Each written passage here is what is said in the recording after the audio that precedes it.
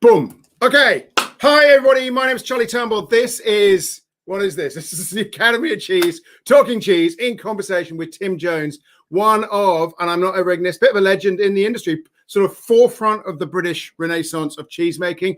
You've been making cheese for 28 years? 9 years this year. I lose track. 29 years. 1992 we started. Yeah. So and it's still new boys. Just new boys. So 1992, I mean, that really was in that first wave of cheesemakers. You are the Britpop of cheese, basically. I don't know about that, but we certainly feel we were lucky. The timing was really good because we were there were obviously people doing it before us, but we were one of the earlier of the sort of new breed of cheesemakers, of which there are now, thankfully, many more. And, hopefully in the coming years, we'll get even more. So, exciting. Yeah, you could be modest about it, but you were doing what no one else was doing and was thought to be slightly nuts. And most people in your position were being driven to it because they didn't have the quota or they were going bust or something like that.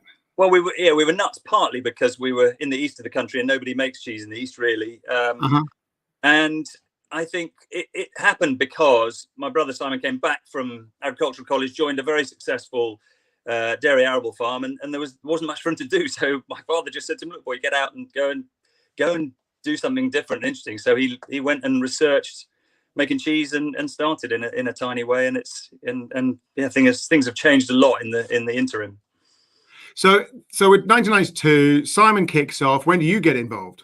So we as dull story, but we as kids, Simon was always the farmer's son out with Dad, rough and tumble, all doing that, and I was the dull one at home, and went off and got an economics degree. Went and worked in London as a marketing exec, whatever. And then Dad phoned me up, and I had no plans to come back to Lincolnshire. Really, the thought horrified me. But then I was just getting into my mid-late 20s.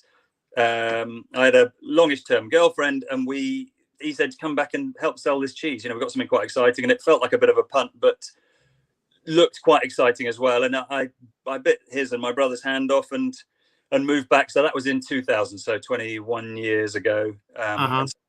More on the marketing side, although I go in the dairy and help every day, and I make the butter 3 times a week. But it's good having a farmer and having a non-farmer. So you've got the farm. I think if we both were interested in farming, we both fight like hell about cows and tractors, but we don't fight. We fight about other stuff, but not those things. So I think not cows and tractors. Our skills, we're different personalities, and our skills are different. So the business has room for a farmer and a spreadsheet guy, and we sort of meet in the middle, and we both help in the dairy as well. So it is oddly symbiotic. Well, amazing. So let's delve into the cheese. It's a great name. Let's be honest. Lincolnshire Poacher sort of nails it. Says where you come from. Instantly recognizable. Everyone can call it the Poacher. So that was very clever. Was that your marketing skills coming in, or? I'd love to sit here and say yes. It wasn't. It was my old man. So I was still at university when they started making the cheese. Came back one weekend for a weekend off, whatever, and they'd made this cheese. They didn't know what to call it, and then Dad just had this light bulb moment because they were going, "What, Lincolnshire cheddar? No, that's wrong," and loads of names, and he just Lincolnshire Poacher. That's it. It was a proper light bulb moment, and it's because of there's a Lincolnshire Poacher song that I won't sing because you'd run a mile from me. But no, go on. I want to hear it. Come on. What's the song? Go on. Can't sing it, but it was my delight on a shiny night in the season of the year. And actually, every county had the song for their own county, same words, but for their county. But Lincolnshire, it sort of carried it on. So locally, people know of the Lincolnshire Poacher song, and there are a couple of pubs called the Lincolnshire Poacher, so it seemed appropriate. Yeah. And we poached the name, which is appropriate, I suppose, as well. The name is really good, and it traveled. What's funny about the name is it feels, if someone doesn't know where Lincolnshire is, if you're in America or France or wherever, it feels very grounded. It feels like it's from somewhere. It feels it is, but sometimes names can get lost, and I think Lincolnshire Poacher feels quite agricultural and grounded, and it reflects where we're from. We're proud yellow bellies. We're proud to be from Lincolnshire, so why not shout about it? Yeah, and let's be honest, we always like the idea of to be a poacher. We want to be out with a gun and the dog in the dusk after a couple of the landlord's pheasants. Anyway, so you're back then, or rather your dad and your brother are, and they decide well, I mean, they got to choose cheese at that point, or Simon does. What happens to bring what is basically a cheddar route into Lincolnshire? So Simon he liked hard cheese. So just as a human being, he liked hard cheese, and so that he was just drawn to that naturally, which I think is a really good idea. And he visited various cheddar makers, and then he went to visit a guy called Dougal Campbell, who was making an Alpine style cheddar in West Wales. And Dougal had learnt his cheese making in the Swiss and French Alps, and so I think he brought their little tendencies to his cheese. And so when Simon Dougal got on really well when Simon made cheese with him. And so literally on the very first day, Dougal drove over from West Wales. He had a little Schweppes tonic bottle with some rennet in. He had a sachet of starter, and they made cheese together. Simon had the milk and the kit, and that was it. So yeah, it was. So he was winging it, like so many people do. But when you start, you are. You're trying to learn about your milk and your situation, and you don't know how that's going to pan out. And it's a journey, and it's still a journey for us. We've changed the cheese masses over the years, and we're still, and that's part of the joy of, it sounds so cliche, but it's part of the joy of making cheese is you never know it all. And things keep changing. You're making a vintage every day. The milk changes every day. The fat protein changes every day. So you're learning all the time. You've got to be willing to learn all the time, I think. I always say that the wine guys have it easy. They do one bottling a year and hang their hat on it and say, "Isn't that clever?" And you cheese boys are making a bottling every day. And every single time it changes with the weather, with the season, whatever, with a butterfly banks its wings in Brazil, and you've got to make a new cheese. So I want to delve into, before we start eating the cheese, which I'm really keen to do, because you're on record as saying it's got its Alpine influences, that it's if I can paraphrase, cheddar with Alpine influences is sort of where you're at. What are Alpine influences? What are they in the make? What are they in the taste? What do you mean by that? Well, I thought ultimately from a consumer's point of view, if you're eating it, you get with Alpine cheeses, they tend to be that slightly drier, slightly smoother texture. You tend to get the nutty sweet notes. I mean, Conte would be the perfect example. Conte is very sweet, uber sweet, and you get lots of those nutty flavors often with it. And so I think you don't always get it with our cheese, but you certainly get it with the texture, that smoother texture. And I think you often get those nutty, fruity, floral, fruity notes with it. Whereas the cheddars tend to be more brothy and beefy and meaty, and I mean a lot of other things. But that's in a simple way. But and how do you get them? What are you doing when you're in your dairy to get those to happen? So we use very little starter culture. So all cheesemakers acidify the milk, obviously, when they're making the cheese. And when we started, we followed exactly to Dougal's recipe, and he was using quite a lot of starter. And what the starter drives the acidification of the milk. So you're doing a rapid acidification, and we over the years have slowed that acidification down. So we add less, because there's natural bacteria in the milk doing that anyway. So we add less. You're a big raw milk fan. I mean, that's very important to what you do. Yeah. Well, it's key. I think for us, it's key. Literally this morning at 6 o'clock in the morning, the cows were milked. That warm milk gets pumped fresh into the vat, and it's still alive. It's still awake. And when you taste fresh, sweet raw milk straight from the cow, it tastes slightly sweet. It's like sort of liquid ice cream. And the analogy I always give is, if you go and pick a carrot from the garden and you put it in the pot and you eat it, it tastes different, very different from what you would get in the supermarket, because it's still alive. It's still, everything's still there. And raw milk is exactly the same. So we're very keen. So we always use at least half the milk. I mean, we just use a day's milking. So this afternoon's milk gets cooled down, and then that is added to tomorrow morning's milk, which goes in fresh and warm. It's absolutely key for us. So I'm gonna paraphrase a bit. So what you're basically doing is doing as little interruption to the natural acidification of the milk as possible. You're boosting it a bit with starter. We get it going. We wake it up, and then we're allowing the milk to speak. And I think the cheese we make now compared to the cheese we made 20 years ago I think we get less of a starter flavor with our cheese, and I think we get more of the milk flavor. And I think particularly with our better cheeses, I mean, So each day's make, as you're alluding to, each day's make is different. So the speed of acidification will be different each day.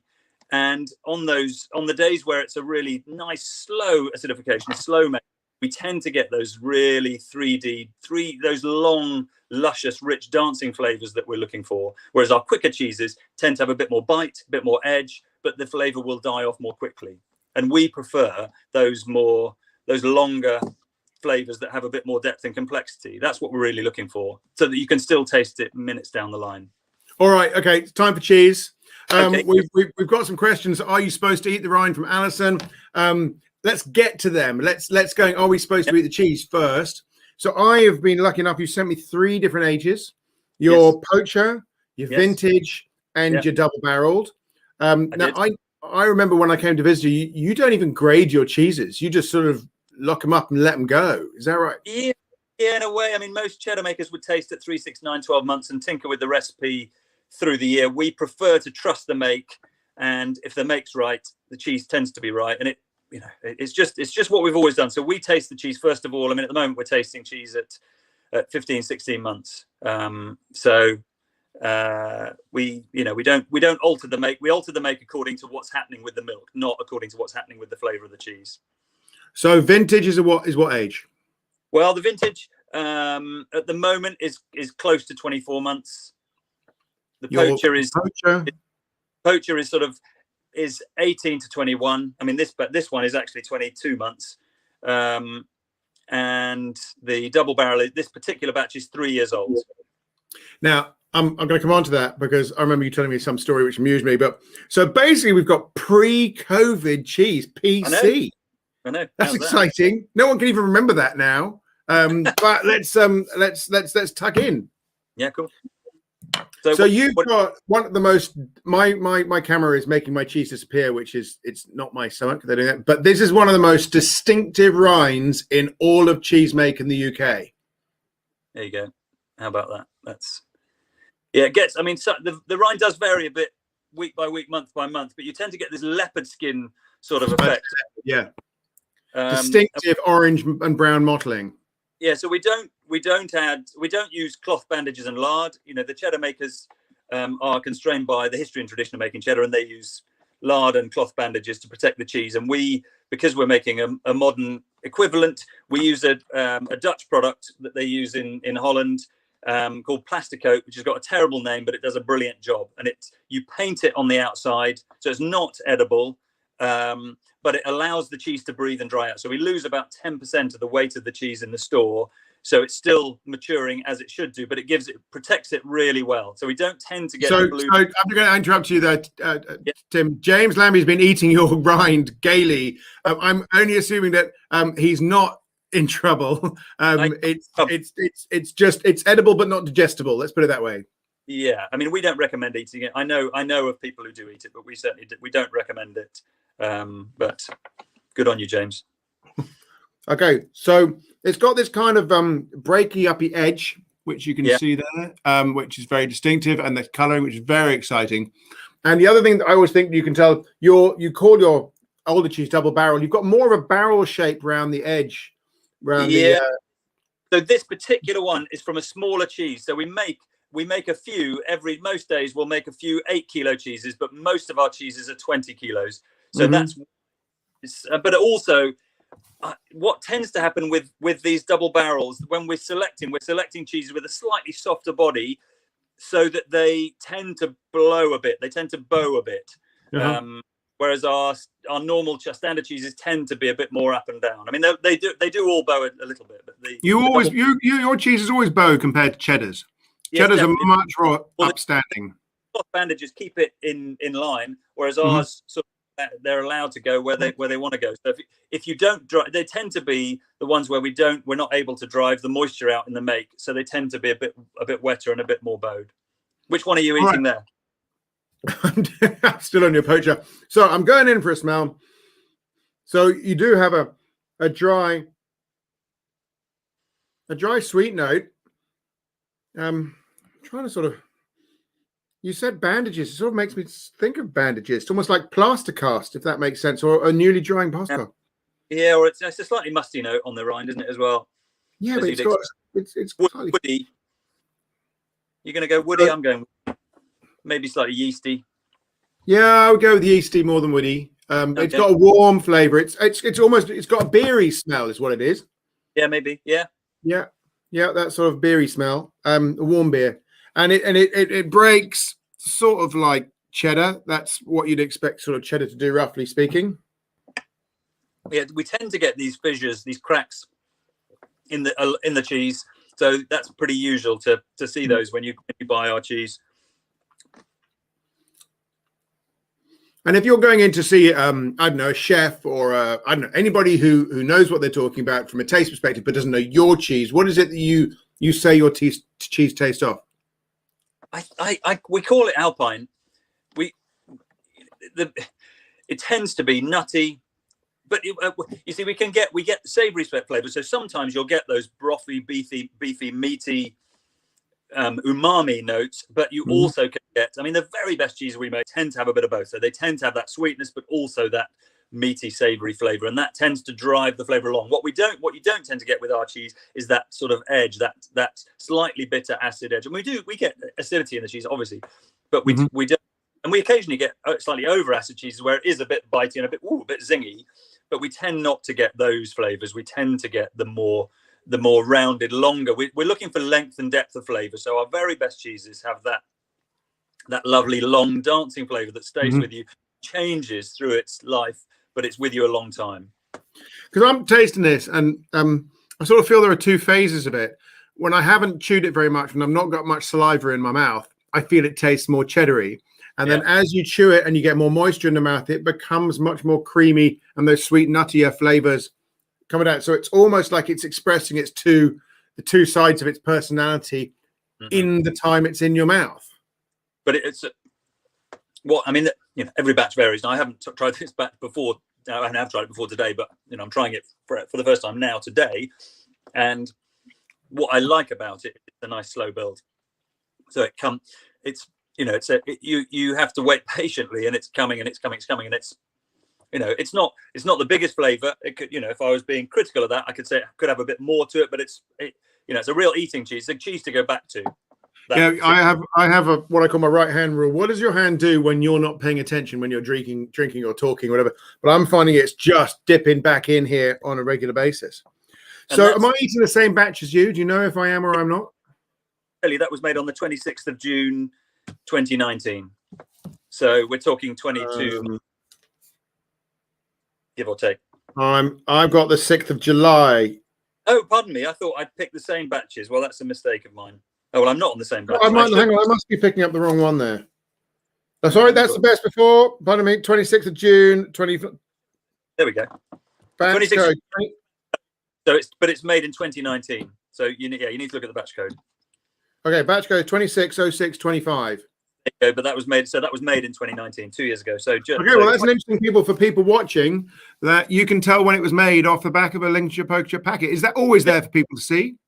So the day and the month will be, it'll be roughly 2 years old, or just under, or just over, and the day and the month will tell you when in the year it was made. So that was summer cheese. So it's got some summer notes to it, hasn't it? It does have some summer notes. I'd agree with that. Super surprised that's a middle of summer. Summer cheese. Okay, that's quite exciting. All right, where are you taking us next, Tim? So let's go vintage next. Okay. So this was made, it's only fractionally older. See, what with the age of the cheese, it's people go, Poacher's younger and more gentle supposedly, and vintage is older and stronger, but it's not always that. It's about the Poacher actually tends to have a bit more cut through. That particular batch doesn't have as much cut through necessarily, but it tends to be a bit more cut through. The vintage tends to have a bit more depth of flavor, and it's the ones we particularly like. So this was made 28th of May 2019, so 23 months old. It's completely different. Yeah, a month apart. Yeah, okay. Different texture. It's got a different texture, but it hasn't got any of those kind of and I mean this in a nice way, it hasn't got so many of those savory agricultural notes, at least not in the first half of the flavor. They did come up in the second, actually. It's a sort of farmyardy finish. What's interesting there, what's coming from me now is a little bit of a not a bite, but I've got top of the palate and my tongue. I've got a little bit of sort of what I would call hot.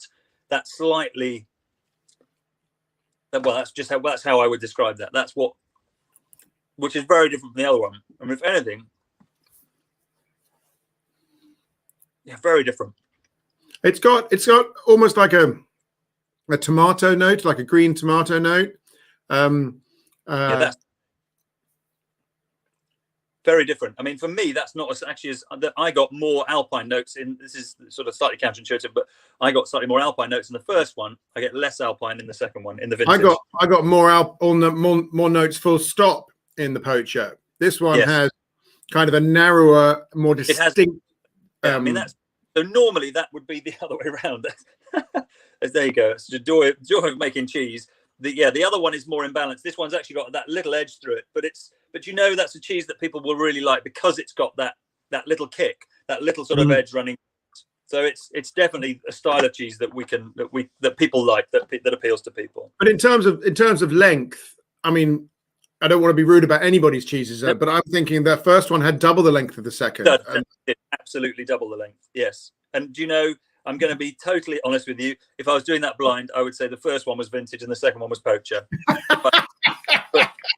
but you know what's interesting is when you taste. So we'll taste 20 batches in a row, and you calibrated on what you're tasting at that time, and so inevitably that moves up and down depending on what you're tasting. And you know that's I totally agree with you. The first one is a better example of our cheese than the second one. The Poacher is a better example. Interesting. That would always be the case. There's comments saying that Lincolnshire Poacher and tomatoes are passionate lovers. They do go together. So you know. Yes, absolutely. Right. So now we've got the double barrel. Yes. Which is your so this is a 3-year cheese. This just under 3 years. It's been made in a slightly smaller cheese, and we're going to have a go at it. So, is anybody else making 3-year cheese in the UK, to your knowledge? There will be, but I don't know. Gosh, and that's really interesting. Yeah, immediately savoury, and again, very different. You know, 3 totally different cheeses.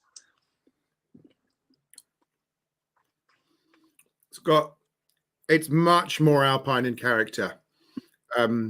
It's got a distinct fruity note. In fact, I'm staying on the tomato theme. It's almost like got a ketchup note, kind of. Yeah, nice work. Nice work. Lovely texture, the way it breaks in the mouth. I really like that.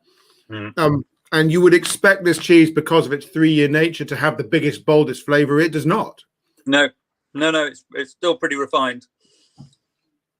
Yeah, I mean, what tends to happen is if you get that cut through, our cheese needs selling young, because that it can start to take over. So we tend to sell those edge cheeses younger, and the better the cheese, generally, it's a little bit like good red wine. The better the cheese, the longer it'll keep. You know, that's certainly true in our case. That's really interesting. I think that's. I'm going to leave it at the vintage for this comparison. It seems to be a bit of an outlier from even your perspective. Yeah, it is. I'm surprised. But what I'm tasting here is the clear, your early one, your Poacher is of the cheddar school, if I can put it that way. Or got 1.5 feet in cheddar and half a foot in Alpine. Whereas your double barrel is 1.5 feet in Alpine and a half a foot in cheddar. And that's, it's part of the joy of what we do. Is it's not an exact science. The milk is living, breathing. It's moving all the time.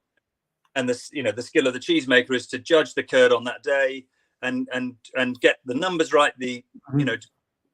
But I mean, today the cows went out the first time, dancing in the fields, whatever. So they've been in all winter, and the milk in a couple of days or 3 days will start to suddenly change. So we'll get much more activity. We'll need less starter culture because we've got more live bacteria in the milk. And maker, John and Simon, or whoever's in there, will have to adjust the make to manage or guide it in a different way. It's a really tricky time, particularly when the cows go in. Actually, it's even harder when they go out. We tend to get our lovely Alpine, particularly Alpine. We get a really nice run of Alpine cheeses from now for the next month or 6 weeks. So our mid-late April and the whole of May, as long as it's not a wet May, tend to be our best cheeses, what we would consider our best cheeses. So that's interesting. So to the degree your cheese's seasonality, you pick out this period as being the purple patch of your year. Yeah, I mean, that's, again, it's inexact, and you can taste the cheese in the middle of winter and go, gosh, that tastes very summery. But if you were to try and guarantee a really good run of consistent cheeses with lots of depth of flavour, etc., you'd probably go for this from the last 2 weeks in April, first 2 weeks in May. Typically, so keeping a cheese for 3 years is expensive. Yeah. Yes. And I remember hearing from your own mouth, so it had better be true, that you lost a pallet of cheese in your store one time and found it sometime later. Well, yes, sort of. So we had this. It's happened a couple of times where I don't know whether we've lost the cheese, but we've had cheeses that were not right at a certain age, and thought probably we were going to end up having to can, and then you come back to it much later, like 3 years, and I don't know what it is about our recipe or our milk, but it's very forgiving. And there's always a point on the spectrum that you go, and it might not be a stellar cheese, but there's always a point at which it finds its feet. It's like sometimes they're like difficult adolescents, and they just blossom late, or something happens, and those ugly features early on that you thought were going to be there forever disappear, and you have a window of actually it's good cheese. So we're fortunate that happens. Okay, I'm not sure I've got past my difficult adolescence yet, but I'm still looking forward to it. Now, I've got a question here from Savouring Bath. Now, obviously, I'm choosing this question because I know the answer. How often do you turn them when they're maturing? Tell us about flow. What a great question. So, for the last 28 years, we have turned our cheese by hand weekly for the first month, and then monthly thereafter, 20 kilos. So we have about 14,000 cheeses on the farm. So turning them physically over once a month. So Riche, our cheese turning chap, turns 18,000 cheeses a month. But a year ago, almost to the day, we bought a cheese turning robot from Switzerland, and we have named her Florence the machine. And she is amazing. And she now goes up and down our aisles, and she literally will pick the cheeses up. She finds them with her little laser, picks them up, and flips them over and puts them back on the shelf beautifully, gently, even though it's 20 kilos. So it's revolutionary. Riche is a happy man that now he operates a machine rather than doing it himself. So it's been a really exciting journey. And if you have a look on Instagram, I'm going to put a video. I haven't done it yet. I will put a video on Instagram of Florence in the next week or so of her turning our cheese, and it's a sight to behold. She's amazing. I think we should, and the Academy, we'd love that for training purposes as well, to show people what a machine does. So I've suddenly realized, Savouring Bath, I know you, Mike. I had forgotten your pseudonym. So thank you for the question, Mike, on that question. So the first machine in the UK was Tina Turner, down with Tom at Westcombe, and you've come in with Florence and Machine. So I think that this raises the opportunity of a Twitter name your machine storm, which I rather fancy, rock and roll names for all UK cheese turning machines. I think that would be fantastic. Tim, we're coming to the end. I want to just throw stuff at you. You've got 1 minute to talk about your sustainability and on the whole thing, because you're big in that, aren't you? Yeah, we are. We've done, over the last 10 or 12 years, we've done loads on the farm. We're lucky. We're on a 800-acre site. And so 10 years ago, we put up a 275 kilowatt wind turbine. So it's a sort of farm scale machine. So it's 30 meters to the hub with 50-foot blades on top. So it's 150 feet. So I'm changing from feet to meters, 150 foot tall in total. And that generates more electricity than we use in a year. So we're net exporters of electricity. Awesome. We put 50 kilowatts of solar panels up. We put 2 biomass boilers in. We're going to start with our latest project. We're going to start planting some hazel so we can harvest that and put that through the pellet boiler, the wood boiler. We've got a ground source heat pump for the office and for our packing room. So we're trying to do what we can to mitigate, the carbon that we use. So it's been exciting. Those have all been really exciting projects. Sorry if I missed that, but have you reached net zero or have you not reached net zero? Well, massive fan of net zero because we do stuff. We're using. How can you say net zero when you're using fuel for your tractors? It's Yeah. But we'll go to electric vans. We'll eventually go to electric tractors. So we're working on trying to do as much as we can. We just want to be have as little impact as we can on the environment that we're using. We're just custodians for the next few years, and then someone else will take it on. And the next generation. Next generation, we've got 7 children between us, so hopefully we can find one between us to do it. One or two. They're still finding their feet. They're still teenagers, so we've got plenty of time. Right. Well, Tim, we could talk all day. There's a lot of stuff we didn't get onto. We didn't talk about your Lincolnshire Red. We didn't talk about your smoked. No. Well, we didn't even really talk about your cows, bluntly. No, so, can I invite you back? I don't know, sometime later in the year or whatever, and we'll hear more about your awesome cheese making journey and the family and all that. Yeah, definitely. I can't believe that's been half an hour. It's gone really quickly. It's gone really quickly. Well, it's great to chat. Thank you very much. Thank you, everybody who's watching, for all your comments. I see there's been quite lively chat there. And for us at the Academy of Cheese, from Tim up in Lincolnshire and from all cheese lovers everywhere, good night to you all. Thank you, guys.